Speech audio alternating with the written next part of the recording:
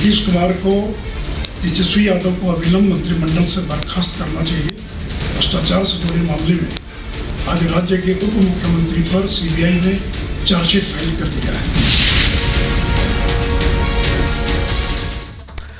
तो चलिए अब आगे बढ़ेंगे, बात बिहार की राजनीति की करेंगे। दरअसल बिहार में महागठबंधन सरकार के क्या मुश्किलों वाले दिन शुरू होने वाले हैं, क्योंकि अब से कुछ दिन पहले पटना के अंदर तमाम विपक्षी दलों को एकजुट किए जाने की कवायद जिस तरह से नीतीश कुमार ने की थी, ये लगा था कि 24 को लेकर लंबी तैयारी है। लेकिन अब प्रदेश की राजधानी पटना में ही क्या नीतीश कुमार और महागठबंधन सरकार को लेकर मुश्किलों के बादल अब आने वाले हैं? इस रिपोर्ट के जरिए आपको विस्तार से समझाते हैं।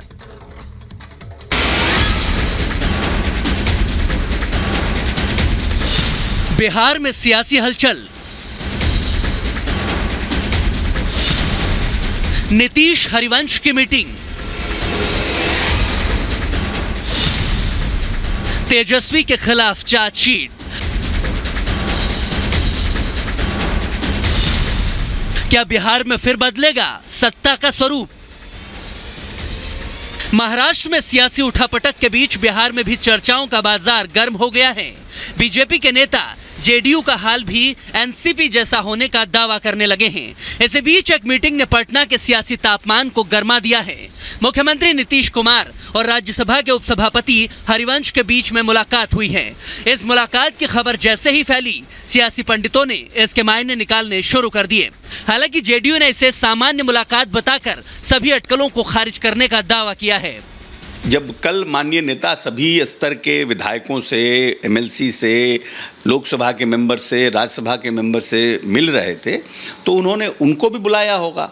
और इस बार जो हरिवंश बाबू माननीय नेता से मिलने के लिए आए हैं, वो एक पार्टी के एक नेता के रूप में अपने दायित्वों का निर्वहन कर रहे हैं। इसीलिए हमको नहीं समझ में आता है कि इसका कोई कॉन्ट्रडिक्शन होना चाहिए या इसका। हरिवंश बाबू पार्टी के सम्मानित सदस्य हैं, पार्टी के सम्मानित नेता हैं और अभी वो एक संवैधानिक दायित्व का निर्वहन कर रहे हैं। सोमवार शाम को दोनों नेताओं के पटना में बैठक हुई। नीतीश और हरिवंश ने करीब 1.5 घंटे तक बातचीत की। खास बात यह रही कि इस मीटिंग के पहले किसी को इसकी कोई खबर नहीं थी। आपको बता दें कि हरिवंश जेडीयू के ही राज्यसभा के सदस्य हैं, लेकिन उन्हें राज्यसभा का उपसभापति बनाने में बीजेपी की काफी अहम भूमिका है। इसीलिए हरिवंश दोनों दलों के बीच में एक अहम कड़ी माने जाते हैं। जेडीयू के सहयोगी आरजेडी ने इसे जेडीयू के दो नेताओं की सामान्य मुलाकात करार दिया है। एक प्रोटोकॉल वाला पोस्ट होता है और उस प्रोटोकॉल निभाना पड़ता है। कई सारे आयोजन ऐसे होते हैं जिनमें आपको शामिल होना पड़ता है और थोड़ा पार्टी से, जैसे मैंने चेयरमैन होता है पार्टी से थोड़ा ऊपर उठ करके, उसी तरह से डिप्टी चेयरमैन से भी ये एक्सपेक्ट किया जाता है कि थोड़ा सा ऊपर उठ करके बात करेंगे। हरिवंश जी को जो लोग लेकर के जो शिकायत थी, वो शिकायत हमको लगता है कि इस तरह से दूर हो जानी चाहिए कि खुद आकर के वो चीफ मिनिस्टर से मिले और अपनी बात उन्होंने कही। अब इसको वहीं छोड़ देना चाहिए। महागठबंधन के दल इस मुलाकात को बेहद सामान्य घटना बताने में लगे हैं, लेकिन हाल फिलहाल हुई महाराष्ट्र की जारी सियासी घटनाओं के दौरान हुई इस मीटिंग को सियासत के जानकार सामान्य नहीं मान रहे।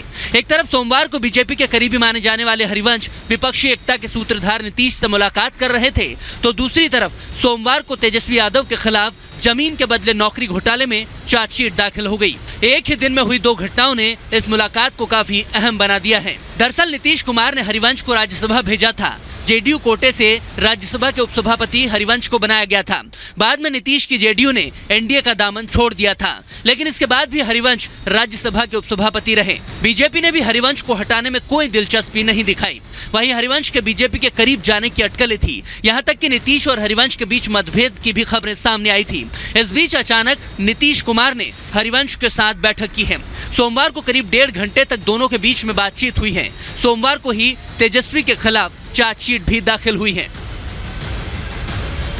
बिहार की राजनीति पर नजर रखने वालों का कहना है कि नीतीश के आगे खाई और पीछे कुआं वाली स्थिति है।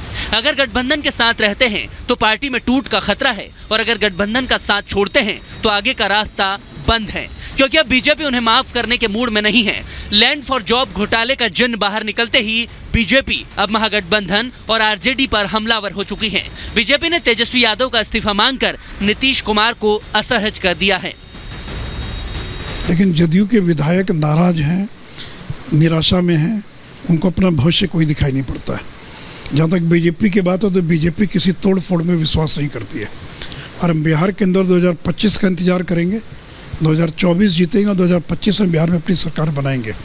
हम तोड़ फोड़ के आधार पर सरकार बनाने में बिहार में विश्वास नहीं करते। इसका विपक्ष की बैठक या महागठबंधन की सरकार बनने नहीं बनने से क्या संबंध है? लालू यादव तो 4 मामलों में सजा याफ्ता हैं, दर्जनों बार जेल जा चुके हैं, चाहे वो कांग्रेस की सरकार हो या बीजेपी की सरकार हो।